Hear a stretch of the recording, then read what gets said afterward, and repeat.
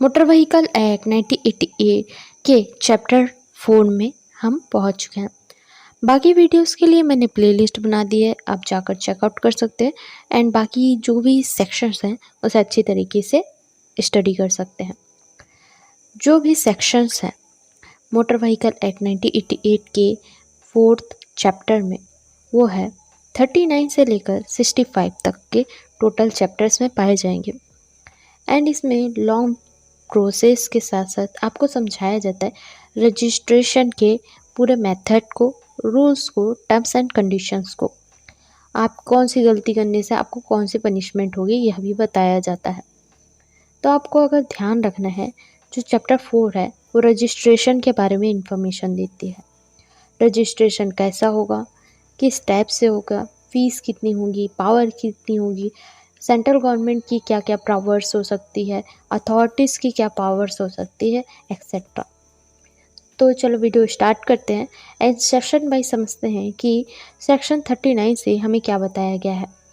Necessity of driving licence, जो motor vehicle act 1988 के section 39 में बताया गया है कि नेसेसिटी ऑफ ड्राइविंग लाइसेंस, अगर कोई भी पर्सन कार, बाइक या दोनों कोई भी सिचुएशन में चलाना चाहता है तो उसके पास एक वैलिड तरीके का रजिस्ट्रेशन होना चाहिए, जो व्हीकल के लिए बहुत ही ज़्यादा इम्पॉर्टेंट होता है।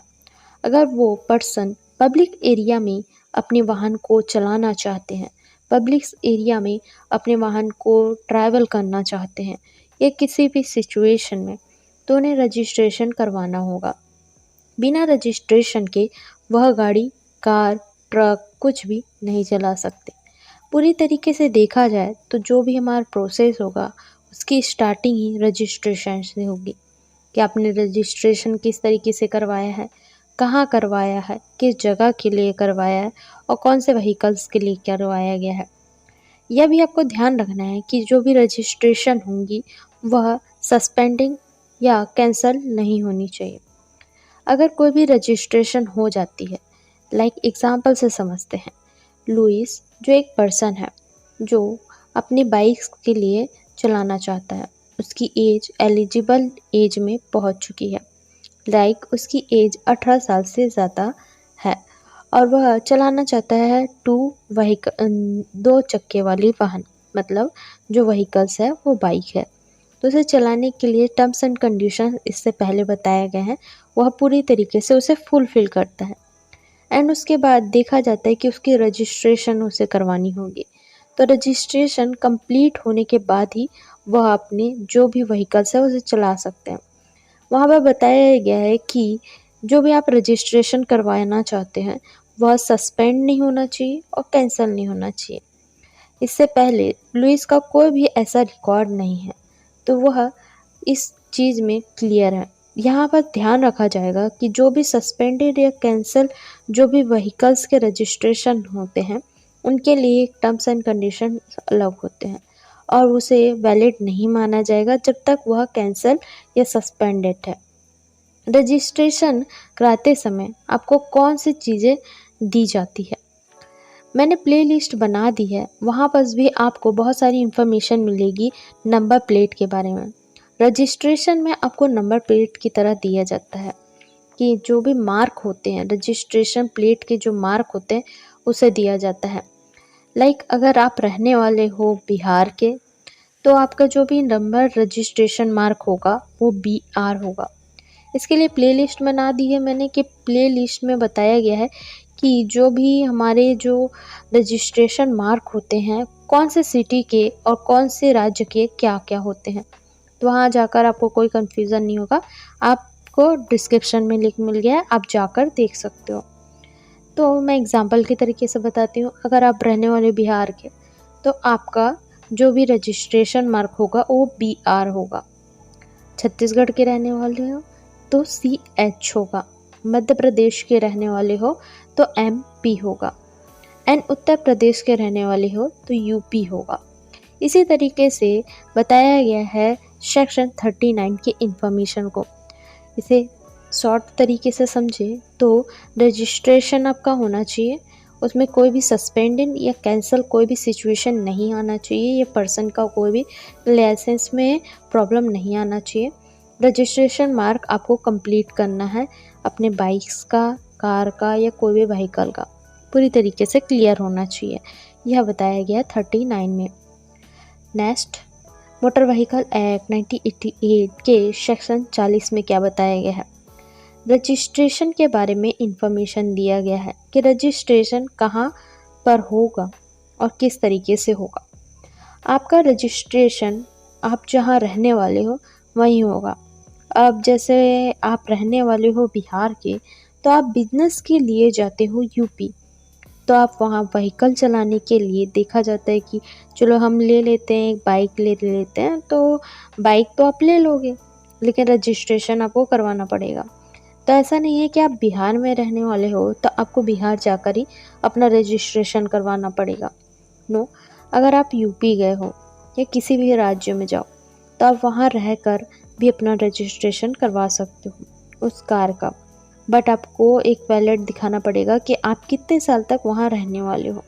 ऐसा नहीं है कि आप 2 महीने के लिए जा रहे हो और आप वहाँ जाकर रजिस्ट्रेशन करवा लिए, हो गया। नहीं, अगर आप रहने वाले हैं 2 साल या 3 साल तो ये वैलिड माना जाएगा। आपको पूछा भी जाएगा कि आप कितने साल तक यहाँ रहने वाले हो। उस हिसाब से आपका जो भी रजिस्ट्रेशन होगा वो होगा, जो आपको आगे चलकर पता चलेगा। रजिस्ट्रेशन आप कहाँ करवा सकते हो? जहाँ बिजनेस करने जा रहे हो, पढ़ाई करने जा रहे हो, या कोई भी ऐसी जगह जहाँ स्टेट से आपने अपनी कार ली है।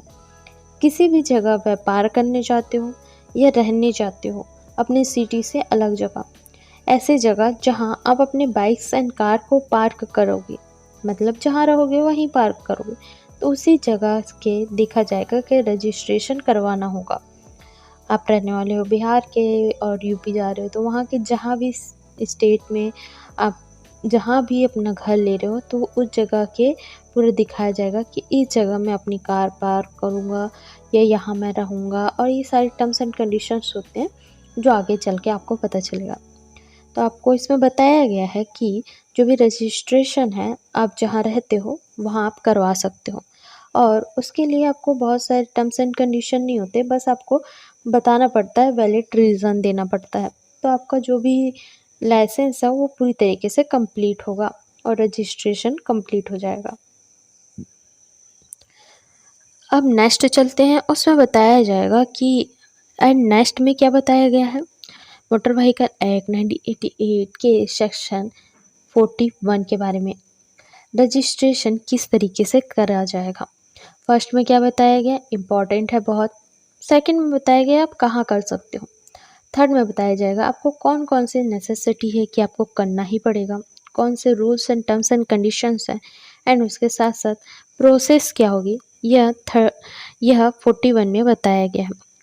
तो चलो समझते हैं कि क्या बताया गया है। अगर कोई भी पर्सन अपने जो भी व्हीकल्स के रजिस्ट्रेशन करवाना चाहते हैं, तो रजिस्ट्रेशन ऐसा तो नहीं होगा, तो उसके लिए क्या लगेगा, एप्लीकेशन। एप्लीकेशन के जो भी फॉर्म्स हैं उसे आपको फिलअप करना पड़ेगा। फिलअप करने के बाद आपके जो भी डॉक्यूमेंट्स हैं उसे सबमिट करना पड़ेगा, एंड उसके बाद आपके जो भी सेंट्रल गवर्नमेंट के द्वारा जो भी फ़ीस पेड होती है, बताई जाती है कि इतनी फ़ीस आपको एप्लीकेशन के लिए लगेगी, तो उसे फुलफ़िल करना पड़ेगा। तो देखा जाए तो लुइस अगर रजिस्ट्रेशन करवाने जाते हैं तो सबसे पहले उसे एप्लीकेशन फॉर्म लेना पड़ेगा। उनके साथ उन्हें जो भी डॉक्यूमेंट्स सबमिट करने बोला जाएगा उसे करना पड़ेगा, एंड जो भी एप्लीकेशन की फ़ीस होगी उसे कंप्लीट करनी होगी। सेंट्रल गवर्नमेंट के द्वारा एक फ़ीस रखी जाती है जिससे वह लॉन्ग टर्म में आपका जो भी प्रोसेस है उसमें जितनी भी फ़ीस लगती है उसे पेड कर सके। ये ज़्यादा नहीं होती, बट जितनी भी होती है आपको कंप्लीट फ़ीस को कंप्लीट करके देना पड़ेगा। सब सेक्शन 2 में क्या बताया गया है, अगर कोई भी पर्सन अपनी रजिस्ट्रेशन करवाना चाहता है तो वह अपने नाम से ही करवा पाएगा। लाइक घर में रहने वाले हैं 4 लोग, तो ऐसा नहीं है कि पर्सन 4 लोगों के नाम से रजिस्ट्रेशन करवा ले।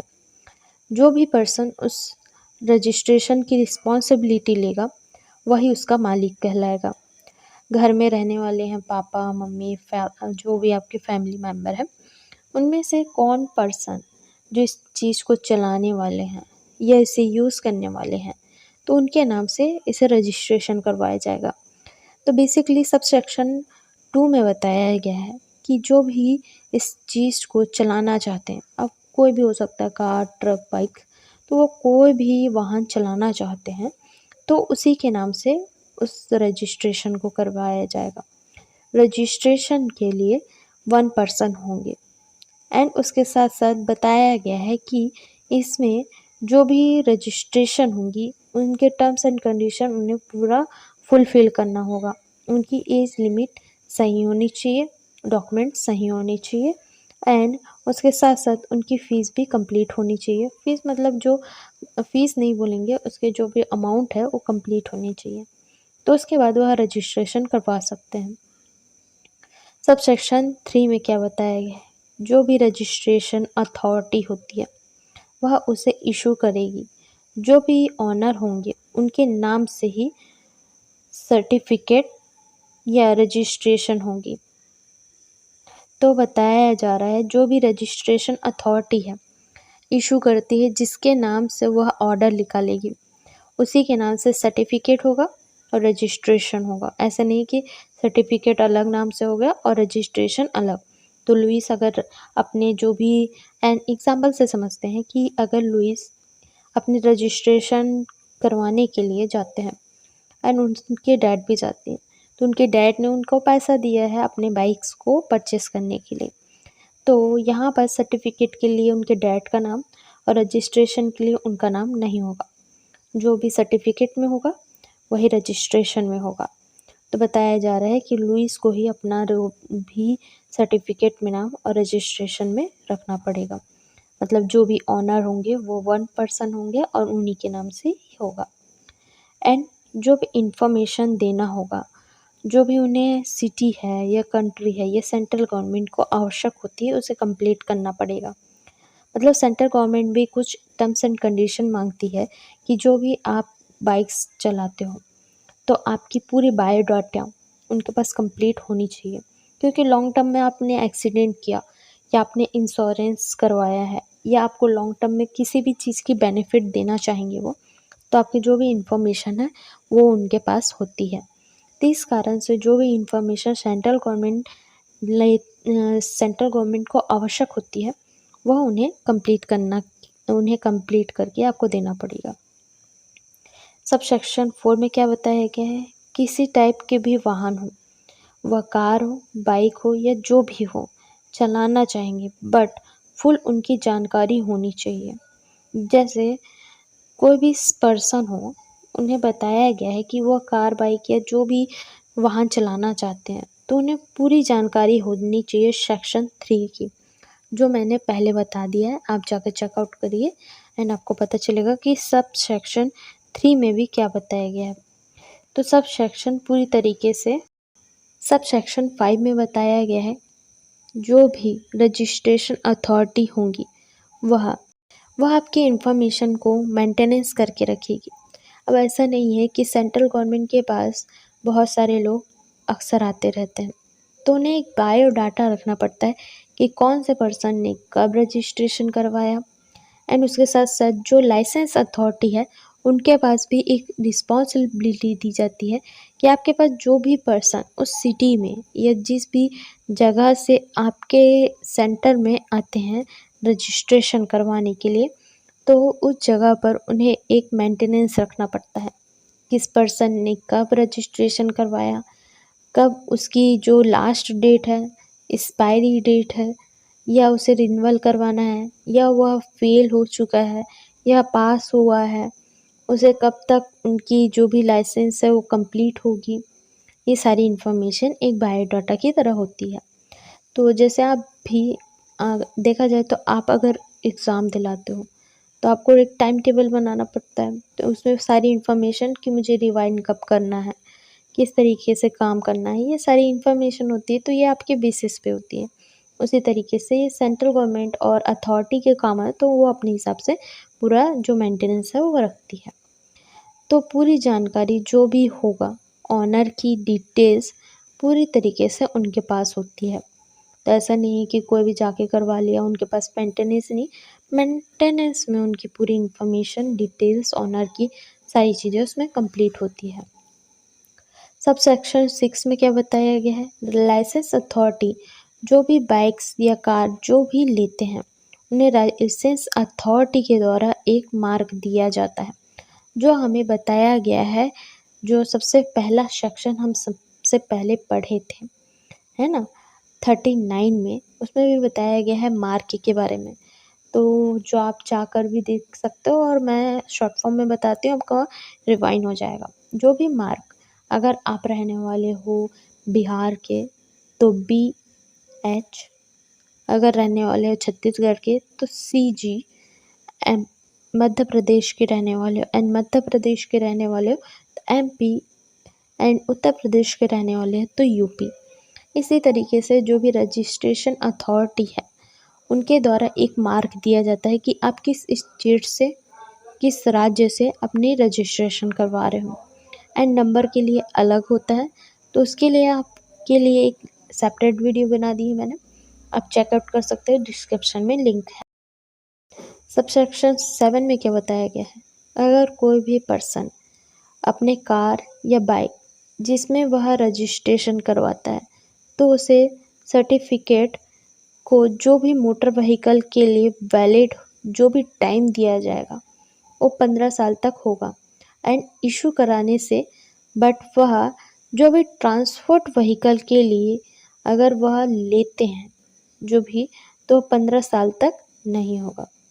देखो, टर्म्स एंड कंडीशंस अलग अलग होते हैं, तो जो भी इशू करवाते हैं वो 15 साल तक होता है। ऐसा नहीं कि हो ही गया, टर्म्स एंड कंडीशन देखा जाता है कि बाइक एंड कार का जो भी रजिस्ट्रेशन है वो 15 साल तक होता है, टर्म्स एंड कंडीशन। बट यहाँ बस नियम बता दिए हैं, बट जो भी नियम्स हमने बताए हैं अभी तक वह ट्रांसपोर्ट व्हीकल के लिए अलग होगा। हाँ, लेकिन उन्हें जो भी डिटेल्स है वो कंप्लीट देनी होगी, ये सारी चीज़ें होगी। बट जो वैलिडिटी की टाइम होती है इशू की, वह पूरी तरीके से जो सेम कार या बाइक में होती है वो नहीं होगी। सबसेक्शन 8 में क्या बताया गया है, अगर कोई भी पर्सन या ऑनर ट्रांसपोर्ट व्हीकल के लिए अपने जो भी रजिस्ट्रेशन करवाते हैं उनके रजिस्ट्रेशन की जो भी वैलिडिटी है वह 5 साल तक होगी। तो मैंने पहले ही बताया था कि जो भी ट्रांसपोर्ट व्हीकल होंगे उनका नियम अलग होगा। तो सब सेक्शन 8 में बता दिया गया है कि जो भी नियम्स हैं वह पूरी तरीके से अलग होंगे जो भी कार या बाइक के लिए, और जो भी ट्रांसपोर्ट व्हीकल के लिए अलग होंगे। तो ऑनर जो होंगे उनका जो वैलिडिटी होगा जो सर्टिफिकेट का, रजिस्ट्रेशन का, वह 5 ईयर्स तक होगा। 5 ईयर्स के बाद उन्हें पूरी तरीके से फिर से वह प्रोसेस को रिफाइन करना होगा। यही सारी चीज़ें बताई गई है सब सेक्शन पूरे 8 तक। एंड उसके बाद हम नेक्स्ट चलते हैं, तो आपको यहाँ समझ आ चुका होगा कि रजिस्ट्रेशन किस तरीके से करनी है। शॉर्ट रिव्यू लेते हैं। फर्स्ट में क्या बताया गया है कि जो भी आपकी सेंट्रल गवर्नमेंट की फ़ीस होगी वो कंप्लीट होनी चाहिए, इन्फॉर्मेशन करेक्ट होनी चाहिए, डॉक्यूमेंट्स कंप्लीट होने चाहिए। सबसेक्शन 2 में क्या बताया गया है, सबसेक्शन 2 में बताया गया है कि जो भी ऑनर होंगे वह 1 पर्सन होंगे। घर में 4 लोग भी हैं तो चारों का अलग अलग नहीं होगा, 4 लोग हैं तो चारों का नहीं होगा, एक ही पर्सन का होगा। सबसेक्शन 3 में क्या बताया गया है, जो भी रजिस्ट्रेशन अथॉरिटी है वह इशू कराती है, जो भी ऑनर है, जो भी सर्टिफिकेट लेते हैं उनका जो भी इंफॉर्मेशन है वो कंप्लीट होना चाहिए और सेंट्रल गवर्नमेंट के पास सबमिट करना होगा। तो डॉक्यूमेंट्स आप सबमिट करते हो फर्स्ट में ही, बट अगर नहीं करते हो तो यहाँ फिर से बता दिया गया कि सेंट्रल गवर्नमेंट के पास पूरी इंफॉर्मेशन होगी। तो सबसेक्शन 4 क्या बताया गया है कि सबसेक्शन 3 में जो इन्फॉर्मेशन दी गई है, जो भी डॉक्यूमेंट्स है वो कंप्लीट सेंट्रल गवर्नमेंट के पास रहेंगे।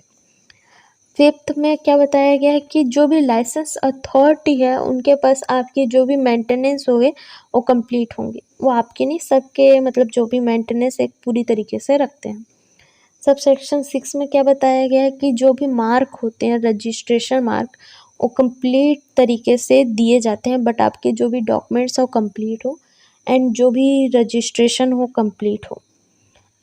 एंड सब सेक्शन 7 में क्या बताया गया है कि जो भी कार व्हीकल्स चलाते हैं, बाइक व्हीकल्स चलाते हैं, उनकी जो भी रजिस्ट्रेशन टाइम है वो 15 साल तक होगी। बट टर्म्स एंड कंडीशन अलग अलग होते हैं, बट यहाँ एक ओवरव्यू दिया गया है। बट ट्रांसपोर्ट व्हीकल के लिए अलग होगी। तो वह 8 में बताया गया है कि ट्रांसपोर्ट व्हीकल के लिए जो भी वैलिडिटी टाइम होगी वह समथिंग जो भी एक ओवरव्यू बता सकते हैं 5 इयर्स तक होगी। यही बताया गया है सेक्शन 41 के बारे में। मोटर व्हीकल एक्ट 1988 के सेक्शन 42 में क्या बताया गया है, जो भी सेंट्रल गवर्नमेंट के व्हीकल्स होते हैं, अब ध्यान से सुनो, यह किसके लिए डिपेंडेबल है, मतलब जो भी रूल्स सेंट्रल गवर्नमेंट के व्हीकल्स के लिए, आपके लिए नहीं, सेंट्रल गवर्नमेंट के। अगर वहाँ कोई भी पर्सन अपना ड्राइव करना चाहते हैं तो उन्हें भी यह ध्यान रखना है। जो भी व्हीकल्स होते हैं, जो ऑफिसर के लिए जो वर्क करते हैं, उनका एक रूल बनाया हुआ होता है, उनका एक अलग ही रूल बना होता है। ऐसा क्यों? क्योंकि सेंट्रल गवर्नमेंट की पावर अलग होती है, सेंट्रल गवर्नमेंट की रिस्पॉन्सिबिलिटी अलग होती है, इस कारण से उनका जो भी रूल्स है वो अलग होता है। वह मोटर व्हीकल्स के जो भी रूल्स हैं वह पूरे तरीके से डिफरेंस होते हैं जो भी हमारे सेंट्रल गवर्नमेंट के रूल्स होते हैं। जो भी नंबर प्लेट होते हैं, रजिस्ट्रेशन मार्क होता है, वो भी अलग होगा। ऐसा नहीं है कि जो नॉर्मल पर्सन, क्योंकि रजिस्ट्रेशन कंप्लीट करवाते समय जो भी सेंट्रल गवर्नमेंट एक अथॉरिटी है, तो वह अपने तरीके से जो भी रूल्स है वो बनाती है ना, तो उनके लिए एक छूट भी दी जाती है और कई बार रिस्पॉन्सिबिलिटी ज़्यादा होने के कारण उनके जो भी रूल्स है वो अलग ही होते हैं। तो जो वो भी नंबर्स होंगे, मार्क होंगे, वो अलग होंगे, जिससे वो अलग तरीके से पहचान आ जाए। और कभी भी कुछ भी सेंट्रल गवर्नमेंट की तरफ से गलती होती है, अगर गलती होती है तो डायरेक्ट पता चले एंड वह पूरी तरीके से पता चले। अब देखो क्या बोला गया है कि सेंट्रल गवर्नमेंट के अलग रूल्स होते हैं, सेंट्रल गवर्नमेंट के अलग मार्क होते हैं। तो अगर इस जो भी वर्क को किया जाता है मार्क करने का, रूल्स का, तो उसे एक नाम दिया गया है, स्पेशल रजिस्ट्रेशन। तो अगर जहाँ भी स्पेशल रजिस्ट्रेशन या सेक्शन प्रोसेस का नाम आए तो आप समझ जाओ कि वो सेंट्रल गवर्नमेंट के लिए बनाया गया है। सेंट्रल गवर्नमेंट की जो भी प्रोसेस है उसे स्पेशल रजिस्ट्रेशन यह बताया गया है। अब इसका एक शॉर्ट रिव्यू लेते हैं कि बताया गया है कि जो भी सेंट्रल गवर्नमेंट के पावर होते हैं वह अलग होते हैं, उसकी रिस्पॉन्सिबिलिटी अलग होती है। इस कारण से जो भी उनके टर्म्स एंड कंडीशंस होंगे और रूल्स होंगे एंड मार्क होंगे, जो भी रजिस्ट्रेशन मार्क, उसे पूरी तरीके से स्पेशल रजिस्ट्रेशन नाम दिया गया है और उनके रूल्स अलग होंगे, डिफरेंस होंगे। यही बताया गया है मोटर व्हीकल एक्ट 1988 के सेक्शन 42 में। तो नेक्स्ट चलते हैं, मोटर व्हीकल एक्ट 1988 के सेक्शन 43 में क्या बताया गया है, रजिस्ट्रेशन के बारे में बताया गया है। जो भी टर्म्स एंड कंडीशंस हमने सेक्शन 14 में पढ़े थे, 14 में इंफॉर्मेशन लिया था, वो आपको देखना होगा। तो मैंने पहले ही बता दी, इसलिए मैं उसे फिर से नहीं बोल रही हूँ। तो एग्जाम्पल से तरीके से समझते हैं। अगर आपकी रजिस्ट्रेशन इशू आ रहा है, अब वह इशू ठीक करने के लिए आपको टाइम लग रहा है, तो आपको एक टेम्परेरी तरीके से रजिस्ट्रेशन दिया जाएगा, क्योंकि रजिस्ट्रेशन जो भी अथॉरिटी है उनके कारण आपका जो भी रजिस्ट्रेशन है वह रुक गया है। तो यह सेक्शन का नाम भी है टेम्परेरी रजिस्ट्रेशन। तो जो भी टेम्परेरी तरीके से रजिस्ट्रेशन दी जाती है उसे बताया गया है। कई बार क्या होता है कि जो लोग अपने व्हीकल्स के लिए टेम्परेरी रजिस्ट्रेशन करवाना चाहते हैं तो उनके लिए कौन कौन से terms and condition and rules होंगे वह 43 में बताया गया है। तो क्या बताया गया है 43 में कि अगर कोई भी सब सेक्शन 40 की जो टर्म्स एंड कंडीशंस है उसे आपको फॉलो करना होगा। तो टेम्परेरी रजिस्ट्रेशन क्या होता है इसे समझ लो।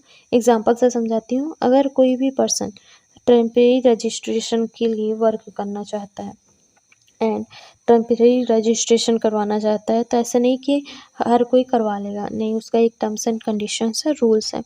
अगर कोई भी पर्सन रजिस्ट्रेशन इशू आ रहा है, आपका रजिस्ट्रेशन इशू कैसे आता है, वो लाइसेंस अथॉरिटी की तरफ से आ सकता है, ये रजिस्ट्रेशन अथॉरिटी की तरफ से या सेंट्रल गवर्नमेंट की तरफ से। तो उनकी तरफ से कोई भी गलती होने पर या रोक होने पर, इशू आने पर, तो वह कुछ टाइम तक, जब तक उनकी जो इशू है वो ठीक नहीं होती, तब तक आपको एक टेम्परेरी रजिस्ट्रेशन का एक सर्टिफिकेट दिया जाएगा और सर्टिफिकेट पूरी तरीके से वैलिड माना जाएगा। ऐसा नहीं है कि आप चला ही नहीं पा रहे हो, नहीं, रजिस्ट्रेशन कंप्लीट होगा और रजिस्ट्रेशन में जो वैलिड टाइम है उतने टाइम तक होगा और रजिस्ट्रेशन वैलिड माना जाएगा, बट वो टेम्परेरी होगा। एंड एक फिक्स टाइम होता है इसका जिसमें आपको वैलिड टाइम दिया जाएगा। वह कितने महीने का होता है, 1 मंथ का। ओनली 1 मंथ के लिए टेम्परेरी रजिस्ट्रेशन होता है। ऐसा नहीं है कि सालों साल तक करवा के रख लिए ना, वो 15 साल तक तो वैसे भी रजिस्ट्रेशन होता ही है जो भी, और ट्रांसपोर्ट के लिए 5 साल का। तो यहाँ बस देखो कि जो भी टेम्परेरी रजिस्ट्रेशन है वो 1 मंथ तक ओनली होगा। तो सब सेक्शन 2 में क्या बताया गया है, अगर कोई भी पर्सन रजिस्ट्रेशन करवाता है या रजिस्ट्रेशन करवाने के लिए प्रोसेस करता है, तो जैसे एग्जांपल से समझते हैं, मोहन अपनी कार को चलाना चाहता है एंड उसे टेम्परेरी रजिस्ट्रेशन दिया गया है। तो उस टाइम पर देखते हैं कि जो भी कार्स हैं वह प्रॉब्लम कर रही है, वह फैक्ट्री में है या फैक्ट्री के बाद समझ लो सर्विसिंग के लिए गया है, या किसी भी कहते हैं सर्विसिंग के साथ साथ हो सकता है कि उनकी जो मैन्युफैक्चरिंग के लिए गया है, और कई लोग ऑर्डर कर देते हैं। तो उस टाइम पर क्या है, वो टाइम के लिए वो उनके पास चल नहीं रही है, वो फैक्ट्री में है या जो भी सर्विसिंग एरिया है या शॉप है वहाँ बंद है और काम चल रहा है उसके ऊपर। तो उस टाइम पर जब भी कोई व्हीकल्स का काम चलता रहता है, टेम्परेरी रजिस्ट्रेशन का एक सर्टिफिकेट जो भी लाइसेंस अथॉरिटी की तरफ से दे दिया गया, तो उस टाइम पर देखा जाएगा जो भी टाइम जो ख़त्म हो रहा है और उस टाइम पे वो वर्क नहीं कर रहा है, तो उसे जब तक वैलिड नहीं माना जाएगा जब तक वह उसे चलाने ना लग जाए। चलाने लग जाएंगे तो उसके बाद वह टेम्परेरी का 1 मंथ तक वो चला सकते हैं। तो उस टाइम पर जब वह फैक्ट्री में होता है या फैक्ट्री के बाद वह रजिस्ट्रेशन अथॉरिटी देखती है कि वह फैक्ट्री में है या सर्विसिंग के लिए गया है या प्रॉब्लम है, इशू चल रहा है, उनके लिए टाइम लगता है, कभी 15 दिन लग जाता है, 20 दिन लग जाता है। तो उस टाइम पर वह टाइम को, वैलिडिटी को बढ़ा सकती है। एंड एग्जाम्पल से समझ लेते हैं, लुइस अपनी रजिस्ट्रेशन करवा लेते हैं जो भी ट्रांसपोर्ट के लिए, बट देखा जाता है कि जो भी ट्रांसपोर्ट व्हीकल्स हैं उनके लिए उन्हें अभी टाइम लगेगा। तो वो बोलते हैं कि ठीक है, चलो ठीक है, हम मुझे टेम्परेरी रजिस्ट्रेशन वाला दे दो। तो उनकी गाड़ी ख़राब हो जाती है, उसके बाद देखा जाता है कि जो गाड़ी है वो बड़ी प्रॉब्लम हो गई है उसे, और उसे ठीक करवाना ही पड़ेगा। तो जो फैक्ट्री होती है और जो भी सर्विसिंग जो शॉप होती है उन्हें वहाँ भेज दिया, तो उन्हें टाइम लगेगा, 15 दिन का टाइम लगेगा। तो उस टाइम पर उन्हें नोटिस जो भी भेजेंगी, जो भी लाइसेंस अथॉरिटी को, कि इतना से इतना टाइम तक मुझे जो टाइम दिया गया है उसे ख़त्म कर दो, क्योंकि मेरी गाड़ी तो वैसे भी सर्विसिंग के लिए गई, तो उसे डेट को बढ़ा दो। तो वह 15 दिन का देखेंगे, तो 15 अप्रैल से स्टार्ट करेंगे, 15 अप्रैल से जो भी मई तक का टाइम है वो रहेगा 15 मई तक। तो 1 मंथ का जो भी टाइम रहता है वह रहता है ट्रांसपोर्ट। उसके बाद क्या बताया गया है, सबसेक्शन बताया गया है, एग्जाम्पल से समझते हैं। लाइक आपको कार चलानी आती है लेकिन आपके पास कार नहीं है, बट आपका जो फ्रेंड है वो चाहता है कि आप कार चला के हम ड्राइव करने जाते हैं, चलो हम मलानी चलो हम ड्राइव करते हैं, आपको तो ड्राइव आता है, बट अब लुइस को तो ड्राइव आता है बट उसके पास एक कार नहीं है। बट जो लुइस का एक फ्रेंड है उसके पास कार है, वो बोलता है कि चलो चलते, बट लुइस ने बताया कि मेरे पास कार नहीं है, तो मैंने अपनी जो भी मैंने ड्राइविंग लाइसेंस नहीं करवाया, रजिस्ट्रेशन नहीं करवाया, इशू है थोड़ा, क्योंकि मेरे पास कार ही नहीं है, तो मैं प्रोसेस ही नहीं किया हूँ। तो उस टाइम पर वह नोटिस दे सकता है कि मुझे अब गाड़ी चलानी आती है और मैं 1 मंथ तक जो भी कार है उसके द्वारा अपने फ्रेंड के साथ में अपना जो भी ट्रिप है वो प्लान कर रहा हूँ, तो मुझे एक टेम्परेरी रजिस्ट्रेशन चाहिए। तो 1 मंथ के लिए इस सिचुएशन में भी टेम्परेरी रजिस्ट्रेशन दिया जा सकता है। बट उसमें देखा जाएगा कि आप सही तरीके से गाड़ी चला सकते हो कि नहीं। ऐसा नहीं है कि हो गया आप कभी बोल दिए और चले गए, नहीं। उसके लिए भी एक प्रोसेस होता है, आपको रजिस्ट्रेशन करवाना होगा और उसके बाद टेम्परेरी रजिस्ट्रेशन आपको मिल जाएगा। अगर आपके पास कार नहीं, कई लोगों के पास नहीं होती तो वो रजिस्ट्रेशन नहीं करवाते, तो उस सिचुएशन में करवा सकते हैं। यही बताया गया है सब सेक्शन 3 में। तो शॉर्ट रिव्यू लेते हैं। टेम्परेरी रजिस्ट्रेशन के लिए देखा जाएगा कि जो भी टेम्परेरी रजिस्ट्रेशन है उसकी एक वैलिड टाइम है वो 1 मंथ तक है। सेकंड में बताया गया है कि जो भी रजिस्ट्रेशन होगी वह अगर रजिस्ट्रेशन दे दी गई है उसके बाद कार ख़राब हो जाती है, बाइक ख़राब हो जाती है, कुछ भी, और सर्विसिंग के लिए फैक्ट्री जाती है या फैक्ट्री नहीं जाती तो सर्विसिंग जगह पर जाती है जहाँ पर उन्होंने कार खरीदी, तो उस जगह से उन्हें जो भी रजिस्ट्रेशन जो भी टेम्परेरी रजिस्ट्रेशन लिया है उसकी टाइमिंग बढ़ा सकते हैं। सब सेक्शन 3 में बताया गया है कि जो भी व्हीकल्स नहीं चलाते हैं एंड उनके रजिस्ट्रेशन नहीं है और बाहर जाना चाहते हैं, उनको आती है गाड़ी चलानी, तो वहाँ पर टेम्परेरी रजिस्ट्रेशन लिया जा सकता है। यही बताया गया है सेक्शन 43 में।